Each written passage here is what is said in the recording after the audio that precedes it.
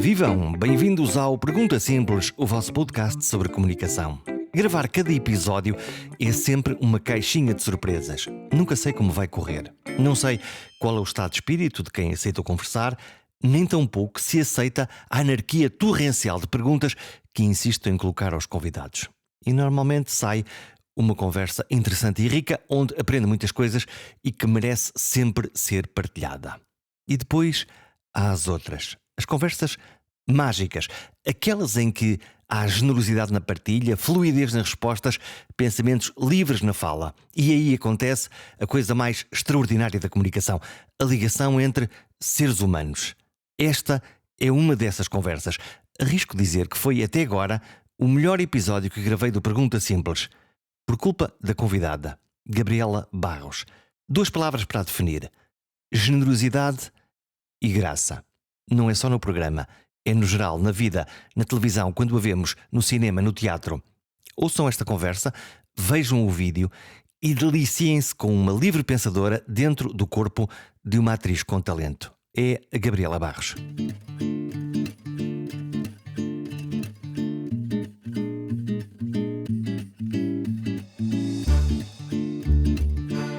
Gabriela Barros faz-me rir, e quem me faz rir já me ganhou. Há episódios em que se fala com razão, em que se explicam coisas de uma forma muito discursiva, e outros que se fala com o coração, em que se descrevem emoções. E há episódios raros em que sentimos que estamos a falar com uma pessoa inteira. A Gabriela Barros é uma dessas pessoas e está aqui neste episódio assim. E desde logo, no início, desconstrói todo o episódio desde o primeiro minuto. Chegou para tomar conta do programa e, sem pedir licença, montou a casa e transformou esta conversa em algo dela. E eu limitei-me a segui-la. Depressa, que não há tempo a perder. Ocorre-me agora a ideia que eu fiz uma espécie de coelho perseguindo Alice na sua aventura pelo País das Maravilhas. Fui testemunha, só isso. Gabriela Barros é atriz, mas não é só atriz. Mãe, comediante, improvisadora, cantora por dentro. Virá daí o seu soberbo sentido de ritmo. Uma mulher que entra num programa de humor como o Taskmaster, uma espécie de concurso, mas que não é, e sai de lá campeã, não por estratégia, mas por instinto. Uma atriz que se atira para a comédia da mesma maneira como entrega e representa o vazio, o silêncio, a alienação contemporânea numa série como O Ruído. Este episódio é sobre tudo isto e mais. Falamos do improviso, da criatividade em estado de urgência, daquele momento em que não há nada e mesmo assim é preciso entregar qualquer coisa. E é aí que nasce um poema. O poema do pato. Sim, ouvimos este poema do pato outra vez. Mas o mais bonito não é o poema, é o que ele revela, que há uma Gabriela que trabalha sem rede, que gosta do risco e que acredita que fazer figuras parvas com dignidade é uma forma nobre de arte. Falamos do Taskmaster, do concurso, sim, mas também da sua arquitetura secreta, do segredo partilhado entre concorrentes que não sabem o que os outros fizeram, da magia de se rirem direto da catástrofe alheia, mas também da própria, e falamos do prazer de não saber, do improviso como regra e da frustração como combustível. Falamos, claro, do Nuno Markle e da relação de palco, do corte e costura, de quem faz rir por dentro e por fora. Mas este episódio também mergulha noutro registro. No Ruído, a série escrita por Bruno Nogueira, que podemos ver na RTP, realizada por Luís Araújo, é um espelho torto do nosso tempo. Uma espécie de distopia realista, onde as personagens andam perdidas, anestesiadas, com medo de parar, mas também com vontade de fazer rir. No meio disto tudo falamos também daquilo que não se vê, da dúvida, da vaidade, da insegurança, da sensação de que muitas vezes é preciso alguém de fora para dizer isto não está a funcionar. E por isso temos que refazer. Falamos do ego e do trabalho com os diretores de atores. Este papel, muitas vezes invisível, mas fundamental. Gabriela não foge a nenhuma destas conversas e falo com uma lucidez desconcertante. E depois há a Gabriela que canta, que sonhava ser a Carolina Deslandes, mas diz que não aprendeu as letras. Uma ironia outra vez. Que teve uma banda que ainda sonha com ir para a Broadway, que canta nos musicais e sorri como uma criança quando fala sobre isso. E diz, sem hesitar, cantar é a coisa que a faz mais feliz. Esta conversa tem tudo isto. Tem humor, tem densidade, tem falhas, dúvidas, pudor, vaidade, tem memória curta e intuição longa e tem uma atriz que nos deixa sempre a pensar qual é a Gabriela que vai aparecer agora. Talvez aqui esteja o seu segredo, a sua plasticidade, essa Gabriela que nós não sabemos o que é que tem lá dentro para o próximo projeto. E essa talvez seja a melhor definição para ela. Uma mulher que recusa ser um rosto fixo, uma atriz que muda, que se desmonta, que se reinventa, uma artista livre que leva a sério a arte de fazer rir e que sabe que, às vezes, é mesmo no ridículo que se diz toda a verdade. Esta é, sem exagero, uma das conversas mais completas, mais soltas e mais ricas que passaram por este programa. Viva! Gabriela Barros, a atriz. Tu estás na moda porque agora decides fazer o ruído. Decides aparecer no Taskmaster e ganhar o Taskmaster. Queres apresentar-te às pessoas que ainda não te conhecem? Pai, duas. Olá, sou a Gabriela de Barros. Sou atriz, mãe, mulher, guerreira. Não. Como é que tu te vês? Para as pessoas que não sabem, tu nasceste na Bélgica, estiveste lá até aos 18 anos e depois disseste assim: e agora vou para Portugal, vou tomar conta daquilo. Já... Mal sabia eu. Quer dizer, não, mentira, eu já sabia exatamente o que é que queria fazer. Se há alguma coisa que eu tinha certa na minha vida é que eu queria fazer qualquer coisa com artes, ou fosse a cantar, ou fosse representar, ainda não sei se estava muito certo na minha cabeça. Quando é que descobriste? Quando é que te viste como atriz? Olha, é uma ótima pergunta porque eu, na verdade, foi quando decidi começar a estudar. Que demorou um tempo, e eu achei que era desnecessário ir tentar estudar música, porque achei isso. Nenhuma cantora pop faz sucesso a ter um canudo, não é? Então não é preciso. Portanto, foste treinar. E pensei, olha, vou então tentar a representação. E assim foi. E comecei a estudar e pouco tempo depois saí para ir logo trabalhar. E então. Começaste por onde? Olha, comecei por uma série francesa, ainda estava eu. Acho que foi antes do conservatório, ou depois, ou no meio, já não sei. Cronologicamente eu perco-me um bocadinho. E comecei por uma série francesa, de época, muito gira. E pouco tempo depois fui chamada para fazer casting para os Morangos com Açúcar. E é aí que todos nós te descobrimos. Alguns. Pelo menos a geração mais nova. Olha, já vamos falar das tuas coisas. O Ruído, que é seguramente uma série de cultos, está na RTP, é do Bruno Nogueira. O mais louco dos Taskmasters, que é também extraordinário, mas interessa muito. E eu não ganhei esta última temporada. Tu estás a dizer que eu ganhei? Isso irrita-te? Muito, claro. Sou extremamente competitiva, não sei se já perceberam. Aquilo foi feito para ti, não é? Aquilo é. A série que tu ganhaste, que é dos sapatos. Sim, essa, que eu estava grávida. Tu estás numa casa, sim, no meio de muitos sapatos, a tentar encontrar pares, o que é a memória é essa, e não encontras. Sim. Sim. Mas o bom daquilo, e é mesmo bom, são as tuas caras de frustração. Aquilo não é treinado, certo? Não, de todo. Aquilo não. É improviso e montagem. Não, aquilo é extremamente improvisado e extremamente e guardado num secretismo por parte da equipa incrível. Eles não nos deixam comentar entre nós, porque há dias que 2 ou 3 concorrentes estão juntos nos bastidores o dia inteiro para fazer provas. E entre provas nós estamos ali e eles não nos deixam sequer dar a entender o que é que aconteceu durante os 45 minutos que nós fomos abduzidos e voltámos com cara frustrados ou não, mas a equipa não nos deixa comentar entre nós. Portanto, quando nós estamos lá a ver as provas uns ao lado dos outros, é mesmo genuíno, nós não fazemos ideia o que é que aconteceu com o outro enfim. E por isso é que eu acho que o programa também tem a magia e guarda essa magia, porque é muito mais giro descobrirmos as catástrofes que nós fizemos uns ao lado dos outros. É muito giro. Quanto pior, melhor? Sim, eu já não tenho a mesma fuçanguice. Quer dizer, não, fuçanguice eu tenho, eu sou muito muito fuçangona para ganhar, gosto muito. Mas eu também percebo que quando a coisa não dá certo também é positivo o resultado, porque às vezes dá essas provas catastróficas dos sapatos e não sei o quê. Essa foi muito catastrófica. Quais foram as mais maquiavélicas, as mais difíceis? Essa foi bastante, ou seja, essa parecia tortura interminável. E sei lá. Mas há umas muito giras. Eu gostei muito desta última temporada há um carrinho ali no estacionamento, vendada. Essa foi muito. Sempre que à vontade. Há um momento nesse. Obviamente, a tua dinâmica com o Markle é muito engraçada, porque tu, ora, és a pobre donzela frustrada na Câmara, ora, a maquiavélica que castiga o próprio Markle, e essa dinâmica é muito interessante. Mas fica-me na memória um momento mágico da tua criatividade, que é claramente uma prova em que tu pareces vazia, que não tens nada para. Acontece muitas vezes. E de súbito inventas o poema do pato. O pato e o sapato. Sim. Explica-me esse processo criativo. Deixa-me entrar na tua cabeça. Às vezes é mesmo partir do vazio e saber que nós temos que entregar alguma coisa daí a uns minutos, e é o que há. Esse foi mesmo. Vou pôr um pato a sapatear. Eu já nem me lembro qual era a proposta da prova. Já não me lembro. Era fazer um texto à volta de uns sapatos. Não. Esse foi o que eu acabei por fazer. Mas a prova, eu acho que era fazer uma coisa muito estúpida. Não, essa era outra. Bom, já não me lembro, mas era qualquer coisa que envolvesse o pato.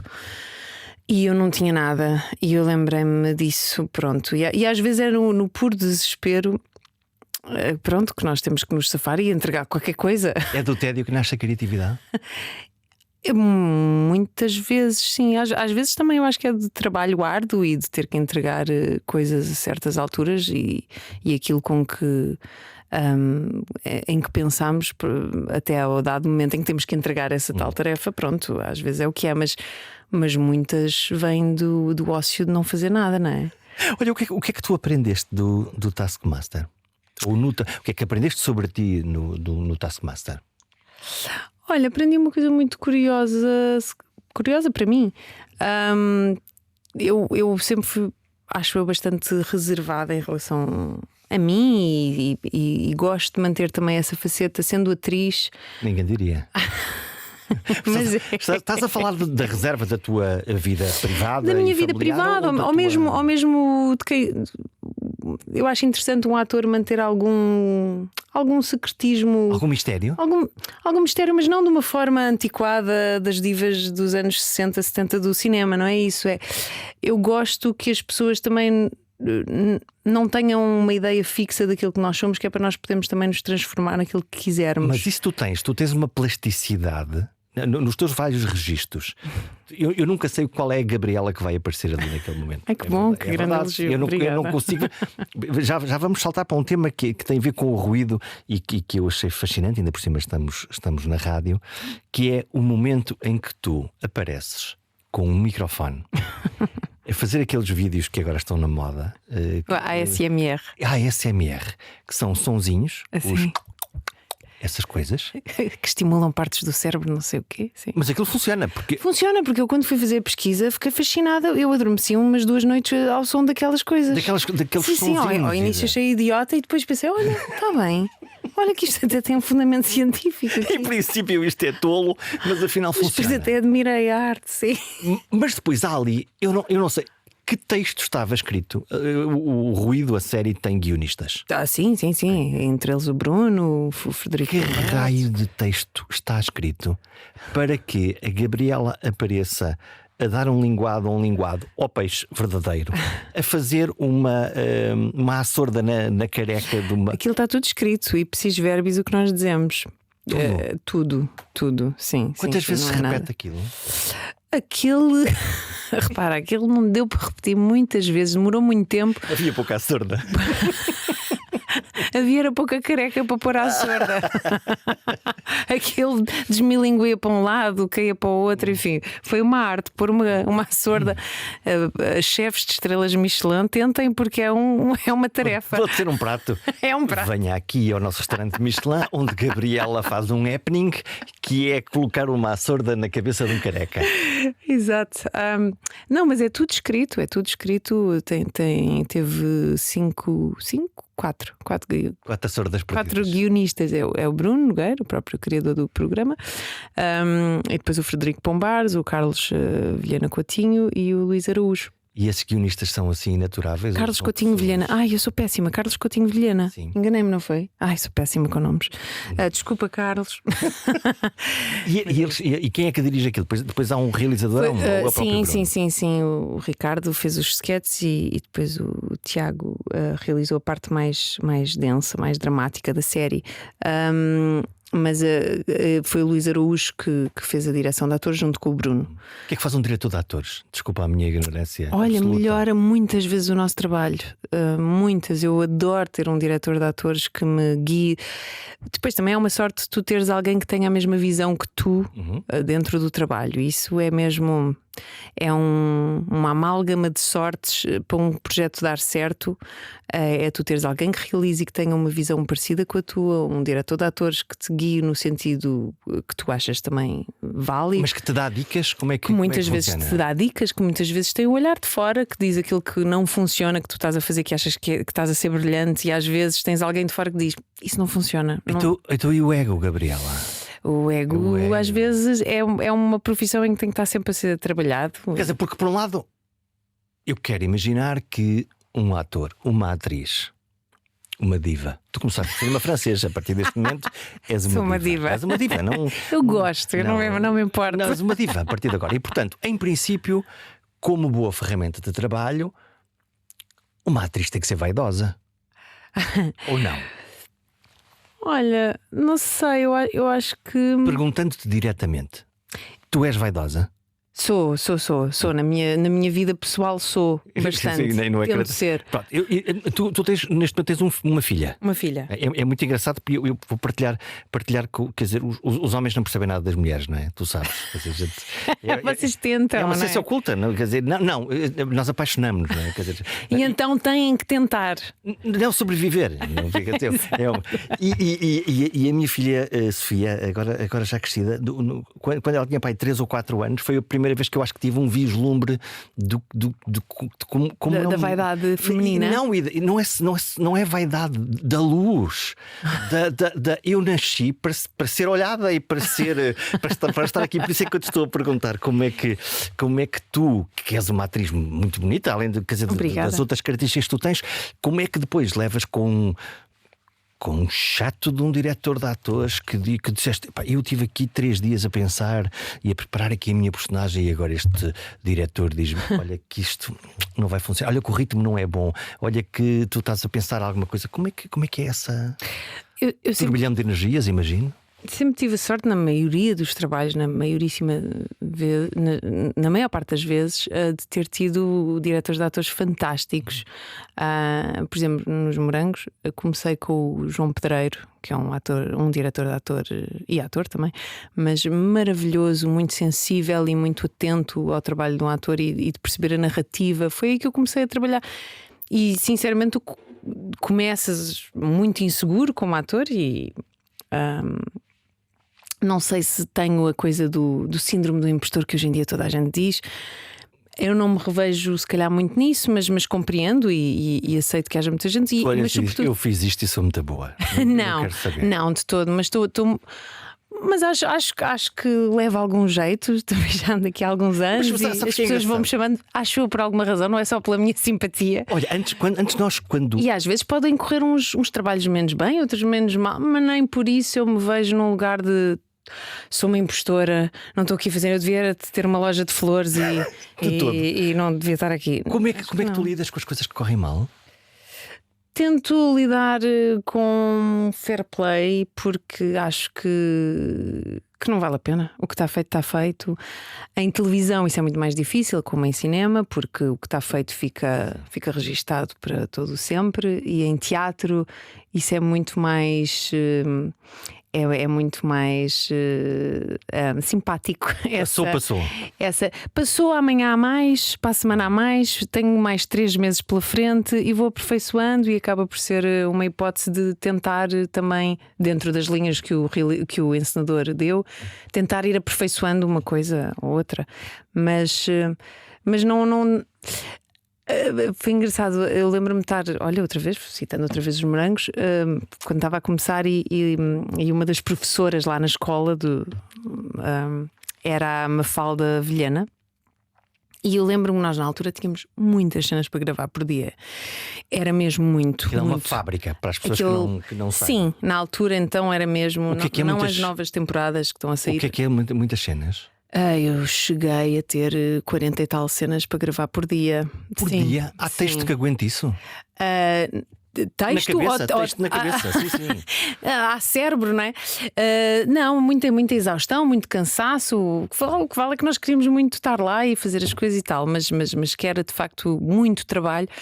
E eu lembro-me de ficar frustrada e ficar, esta cena não me correu bem. E eu lembro-me que a Mafalda disse: olha, com o grau, com o nível de trabalho que temos, não dá para todas as 40 cenas serem fantásticas, portanto tens é que te focar em 2 ou 3 que queiras muito que deem certo e leva isso para ti, para a vida. Ou quando fores fazer novelas, que é também um registro de trabalho muito denso, com muitas cenas por dia.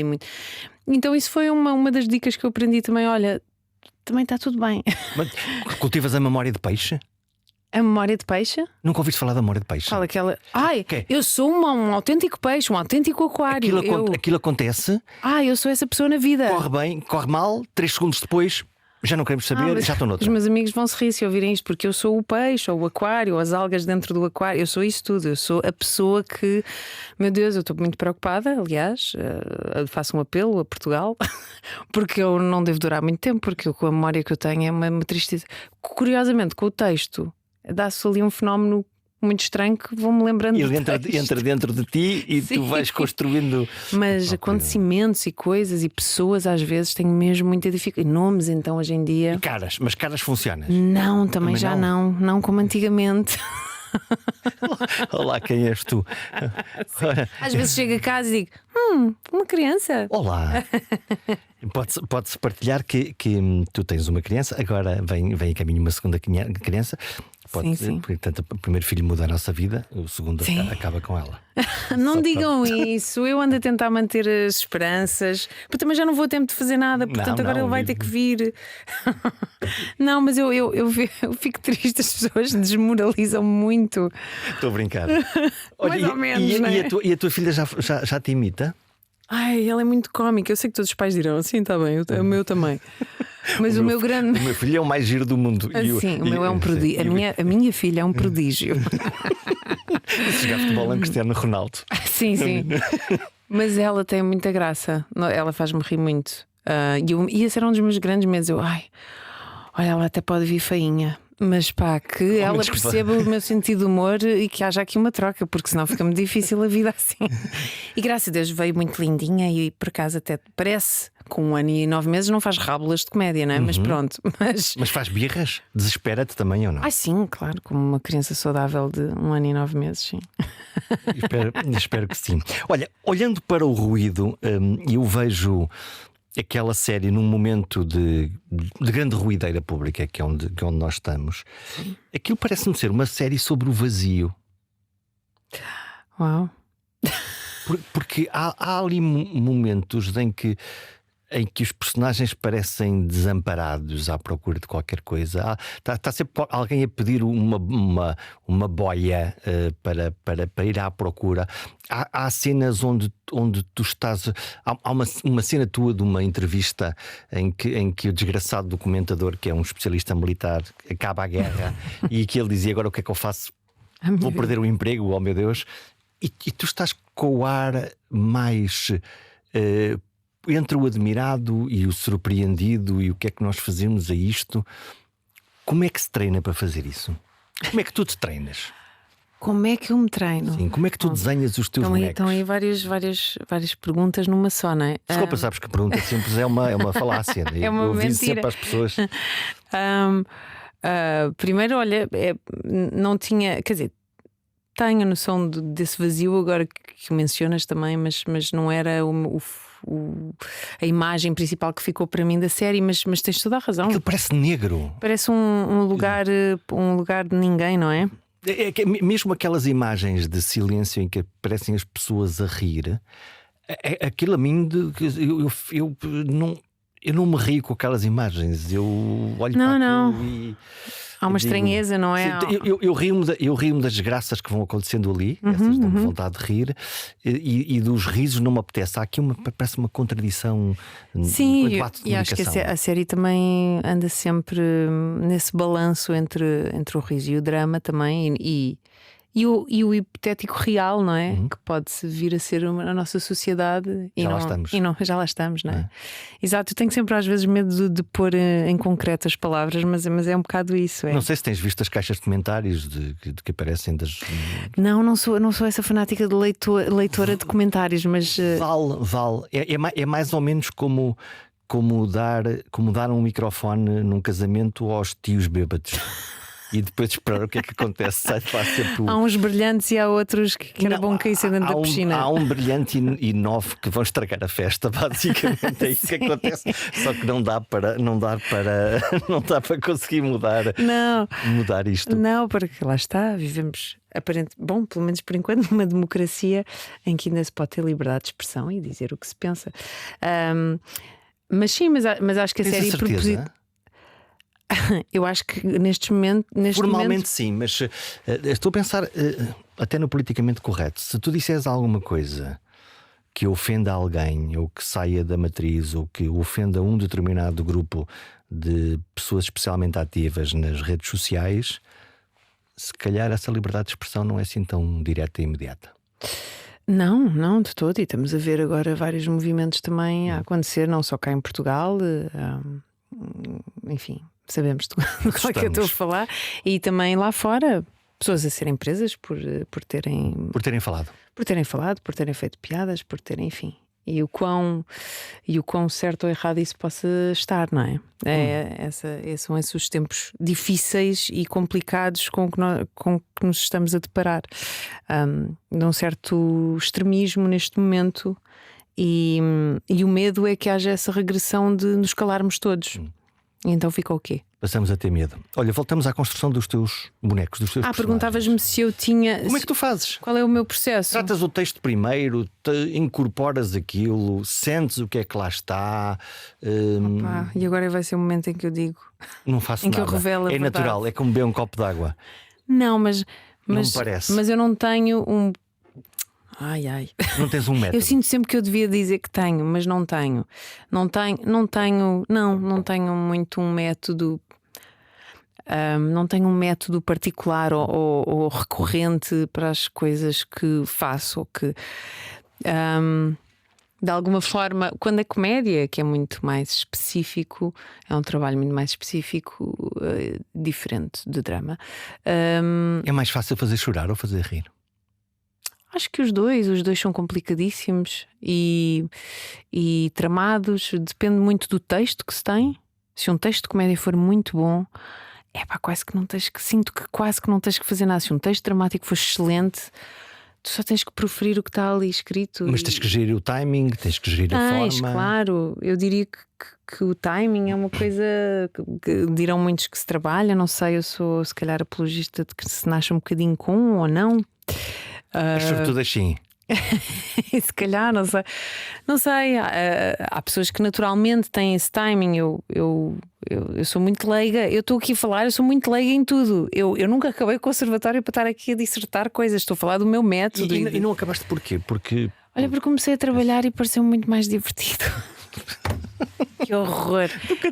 Estou a aturar umas pessoas muito chatas que pararam. A minha mãe, com muita pena da minha mãe, que ela queria muito que eu acabasse o conservatório e nunca o acabei. Se calhar um dia ainda me dedico, não sei. E cobrou-te isso? Fala disso? Não, a minha mãe nunca me cobrou estudos nenhuns, que foi maravilhoso. Foi sempre, olha, o mínimo para passares, que é para eu não ter que me chatear. Bem. E pronto, e foi perfeita nesse sentido. E o teu pai? O meu pai também. Tua mãe portuguesa, o teu pai brasileiro? Os dois. Encontram-se alguns em Bruxelas? Não, numa travessia do Rio de Janeiro para Lisboa. No avião? Num navio. Num navio, né? Navio? Nos anos 70, 80. Conta-me essa história. Minha mãe foi viver. Quer dizer, não sei o que é que tu sabes dessa história. Sei bastante. Minha mãe foi viver 7, 8 anos para o Rio, pouco depois do 25 de Abril, e ficou lá uns 7, 8 anos. E depois, quando voltou, cruzou-se com o meu pai no navio, onde o meu pai estava a tocar. Era músico. e estava, era e é, ainda estão os dois vivinhos da Silva. E pronto, e conheceram-se lá, e assim foi. E a minha mãe, entretanto, engravidou do meu irmão, e depois engravidou de mim, e quando engravidou de mim, entrou para a Comissão Europeia e foi para lá trabalhar. Pronto, e assim, resumidamente, é isso. Uma história bonita. Quem sabe dará uma série para mim, não sei. Olha, o humor é uma ferramenta séria ou é uma coisa que tu fazes para divertir os outros? Como é que tu olhas para a maneira como tu constróis algo que faz rir as pessoas? Uau, essa pergunta vejo várias respostas. Se é uma ferramenta séria, em que sentido? Bom, há bocadinho estavas a dizer-me: ok, a minha filha quando nasceu ainda bem que me faz rir. Ok, deste-me um caminho, ok.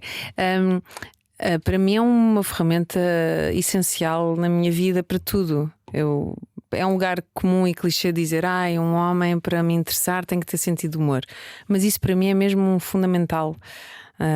E assim como um parceiro de vida, digo amigos, pessoas à minha volta. Tem que te fazer rir. Na generalidade, todos os meus amigos são bastante engraçados. Sim. Quer dizer que os sorumbáticos e aqueles que não têm graça, em princípio, têm... Não, mas há sorumbáticos com imensa graça. Não. Com imenso sentido de humor. Há pessoas bastante mal na vida com imenso sentido de humor. Em que a vida lhes corre muito mal e com muito sentido de humor. Não é? Eu desde que me façam rir, a vida pode estar a correr mal. Olha, a sua vida é uma verdadeira desgraça. Mas faça-me rir. Sim, que eu não estou aqui para levar com o não, estou a brincar. Mas sim, mas gosto. Para mim é uma ferramenta, então, responder à tua pergunta, é uma ferramenta essencial na vida e pronto, e no trabalho quando tenho que o fazer, quando tenho que fazer humor. E é um trabalho ou é uma coisa que te sai dos poros, no teu caso? Eu acho que naturalmente na minha vida eu gosto muito de ter um olhar um bocado enviesado, obrigada, estava à procura da palavra. Enviesado sobre as coisas. É mais divertido, é mais leve, é mais. Ver a coisa do lado oposto a que as pessoas estão a ver. Ouço muitas vezes Não especial, mas eu para me entreter, a mim própria, não é? Só para te divertires. Só para me divertir, só para. E será instintivo porque eu se calhar desde miúda que o faço e eu desde miúda que sempre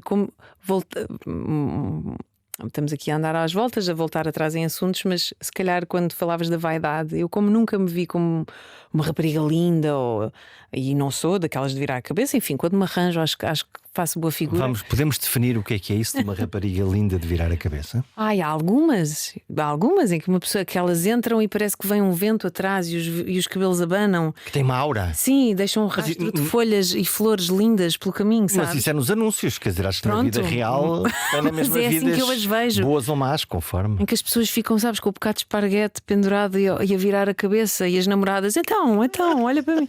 Pronto, eu nunca. As namoradas ciumentas. As namoradas ciumentas e possíveis.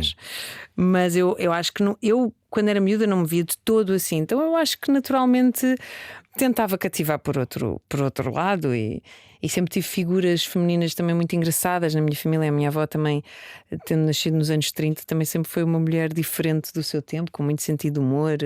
A minha mãe também o é. Então eu acho que também comecei a comportar-me assim na vida. Olha, é mais fácil ser mulher hoje ou no tempo da tua avó ou da tua mãe? Eu acho que ou da tua filha a seguir?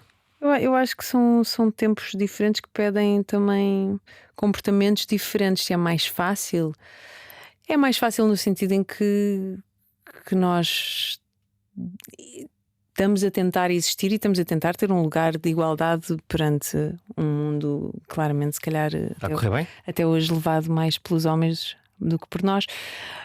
Temos feito os nossos progressos, eu acho, e constantemente a tentar e acho que nós próprios a acordarmos também para essas diferenças. Eu quando cresci nos anos 90 eu não tinha noção que o mundo era assim tão diferente para as mulheres como para os homens, ou que nós não tivéssemos as mesmas oportunidades, ou que nós não tivéssemos os mesmos salários. Por isso? Porque há a mesma diferença? Por exemplo, sim, sei de colegas que se calhar homens que ganham diferente das mulheres. Sim, é uma realidade. E não estou a falar só no nosso meio, estou a falar no mundo. É uma realidade. Claro que haverá mulheres que dirão: eu ganho muito mais do que o meu colega. Claro, há sempre exceções, mas se formos pôr isto mesmo na pauta, eu acho que há diferenças salariais, sim. E não só, e de liberdades de comportamento e de aceitação de comportamento de homens versus das mulheres. Vê-se hoje em dia bate-bocas absurdos em parlamentos, por serem mulheres, pura e simplesmente, e portanto. Portanto, um parlamento é o reflexo da sua sociedade, não é? E, portanto, se vemos isto em lugares em que as pessoas andam de fato e gravata, o que é que não acontece na rua? É claro que eu sou uma mulher privilegiada nos tempos de hoje, portanto, também não sei se terei um lugar de fala absurdo de poder dizer nós somos muito desrespeitados. Eu tenho muitas facilidades na minha vida enquanto mulher, sei disso. Mas acho que há muitas no mundo inteiro que terão muito mais esta realidade do que eu estou a dizer, e portanto, sim, acho que é um caminho que passo a passo estamos a construir. Se nos anos 30, acho que não era de todo uma realidade perceptível para muita gente. Pelo menos falo na minha família, que é o exemplo imediato que eu tenho. Eu não sei se a minha avó nos anos 30 tinha tanta noção das prisões sociais, de que era refém. Havia uma cultura. Havia uma cultura, sim. Olha, falando de 3 mulheres que tu conheces muito bem, de seu nome: Matilde, Filipa e Salomé. Assustaste-me quando sabia Matilde. Matilde, quem é Matilde? A Matilde. Ainda tenho memória para isso. A Filipa e a Salomé são 3 personagens que tu improvisaste na mesma série, que é Pôr do Sol, que é daquelas séries que eu, a primeira vez que vi, no primeiro dia que vi aquilo, uma telenovela, eu pensei assim: há algo aqui que não faz sentido neste texto. E depois pensei: estúpido, isto é uma comédia. Foste desse, apanhado de surpresa. Eu pensei assim: isto não é possível, o que é que está a acontecer aqui? Mas este texto não faz sentido. Depois apareceu a ceguinha com não sei o quê e com a gêmea muito azuis. E eu pensei assim, ok, já fui apanhado, está tudo bem. Fazer 3 personagens na mesma série, diferentes. Como é que é? Isto é o quê? Gravaste a Matilde toda seguida, a Filipa toda seguida e só? Não, umas em cima das outras. Foi uma suruba. Foi uma grande orgia de... Tu disseste, agora és a Matilde. Sim, tudo no mesmo dia. Então, cenas onde elas contracenavam uma com a outra. Está feito o lado da Matilde e agora vamos para o lado da Salomé. E não está lá ninguém para falar contigo? Tá. Havia uma dupla que punha a minha peruca e ficava só assim a nuca e pronto, e ficava só a olhar para mim às vezes. Sim, muito. Houve dias de grande alucinação, como eu disse já uma vez, de tripolaridade, porque foi um projeto muito giro que eu guardo assim para o resto da minha vida. Tenho às vezes receio quando as coisas são tão boas, até me vou emocionar, porque estou grávida, posso. Podes sempre. Mas às vezes tenho medo de que essa... Estou mesmo a emocionar. De que essa Isso é ótimo para as felicidade... audiências. Ótimo.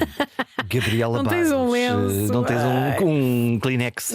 Mas hoje em dia limpa-se assim. Eu não tenho as unhas só mesmo de gelinhos gigantes, mas limpa-se assim, nos cantinhos.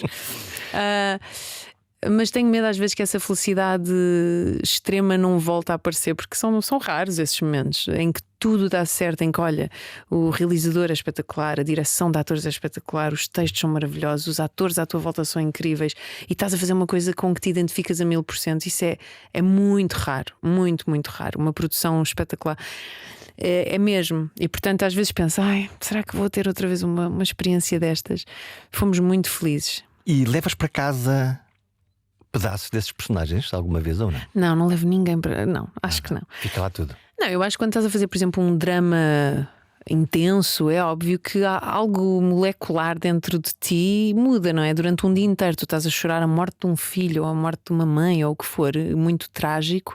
Eu acho que tu ao fim do dia estás de rastos, quer dizer, tens que fazer ali tens de reorganizar um bocadinho só emocionalmente, não é? Mas eu não levo uma forma de falar ou uma forma de me sentar para casa. Não. É muito extenuante quando tens essas personagens? Sim, já não tenho há algum tempo e gosto, e ultimamente falo muito de humor como se percebesse alguma coisa disto. mas gosto muito de fazer também drama e já não tenho assim uma experiência de estar assim meses a fio a fazer uma coisa dramática. Tu fizeste o som que Quer dizer, deste não, à terra? mentira. O ano passado fiz a série Sempre do Manel, Pureza também, para a RTP, e era bastante dramático. Que eu não vi, conta-me. Era uma série com vários episódios, agora não me vou lembrar do número, mas cada um contava uma história e estavam todas interligadas em certos momentos do episódio, e era dias antes do 25 de Abril. Eu seguia várias personagens no seu caminho até ao dia. E pronto. Olha, o que é que te fascina? O texto, a história, o realizador? Tudo isso junto. Acho que não se pode dissociar umas coisas das outras. É a experiência como atriz que eu vou ter a interpretar X personagem, personagem X, e depois, obviamente, o texto importa muito, e o realizador, se trabalhaste ou não com ele. Eu gosto sempre de trabalhar com pessoas ou que admiro ou que ainda não trabalhei e que estou curiosa por. Gosto muito de ir conhecendo gente nova e de me expor a desafios também novos. Mas é tudo. Olha, eu aprendi com o Filipe Laféria que é sempre bom acabar com boa música. E no outro dia, no ruído precisamente, ouvi-te com a tua insistência a quereres cantar. E eu disse: olha, ela canta. Então, espera. Era uma tributo aos musicais. Não, e depois fui ver coisas que tu fizeste antes e pensei: mas ela canta mesmo. Isto é mesmo. De onde é que vem isso? Desde miúda, desde que nasci. Isso é que era a minha verdadeira paixão. Era teres uma banda. Tu de volta e meia falas de uma banda, não é? Não, eu tive uma banda, mas o que eu queria mesmo ser era cantora. Ou seja, adorava poder ser Carolina Deslandes dos nossos tempos. Mas não sei escrever letras, não me dediquei o suficiente a aprender música. E pronto, e olha, o meu percurso não foi por aí, mas eu adoro cantar. Acho que é das coisas que... não acho que não há nada no mundo que me traga mais felicidade do que cantar. Por isso é que eu gosto muito de fazer musicais. A arte de combinar as duas coisas para mim é uma purga emocional maravilhosa. Como é que se faz aquilo de cantar e representar ao mesmo tempo? Como é que eu adoro. Acho que não. Como é que se faz? Não sei. Chego lá, abres a boca e cantas. Cantas. Então, quando tens um diretor musical fantástico como o Artur Guimarães, com quem trabalho quase sempre. Tu és uma ofensa para as pessoas sem talento, desculpa. Quer dizer, como é que se faz? Eu chego lá e abro a boca e canto. E então o texto, então decoro e faço 40 episódios. Tenho as minhas dificuldades e também tenho os meus. Claro, obviamente, e sofro também. E acho que estou a fazer tudo uma merda. Desculpem a asneira, mas acho que estou a ser uma porcaria. Acho que não está. E depois, às vezes, tenho grandes surpresas e às vezes dizem-me: pois realmente não é o teu melhor trabalho. E pronto, e a vida segue.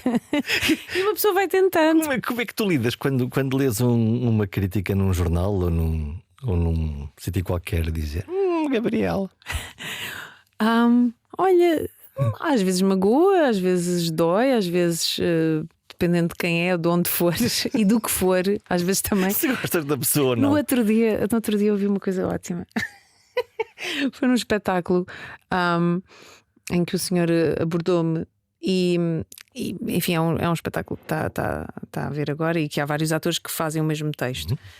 E a pessoa em questão abordou-me, fez questão de me abordar para me dizer: você foi a menos pior.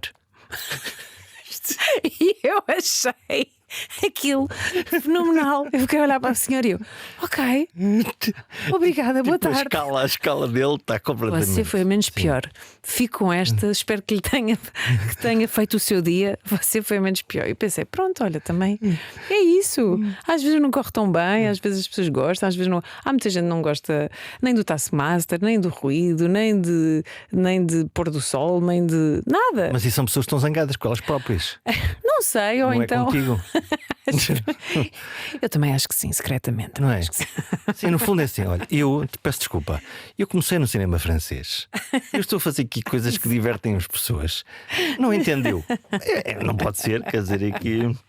Olha, o que é que te falta fazer? O que é que te apetece fazer? Meter uma cunha para entrar no rabo de peixe? Não sei, não faço a mínima ideia. Olha, não tive essa sorte. Eu adorei aquela série. Eu também gostei muito. Acho que há coisas fantásticas, há colegas extraordinários a brilharem, a fazerem coisas muito fixe. Também fiquei muito fã e estou muito ansiosa pela segunda e terceira temporada. Mas gostava de fazer, agora, pronto, olha, coisas internacionais, porque não? Porque Cinema? não? Cinema, séries, sim, adorava. Bom, o sonho de uma vida, fazer uma Broadway, olha que espetacular. Mas pronto, com 2 filhos neste momento, se calhar é uma coisa que a Broadway especificamente, não sei. Sentes isso como um limitante? Eu acho que sim, assim, tão pequenos.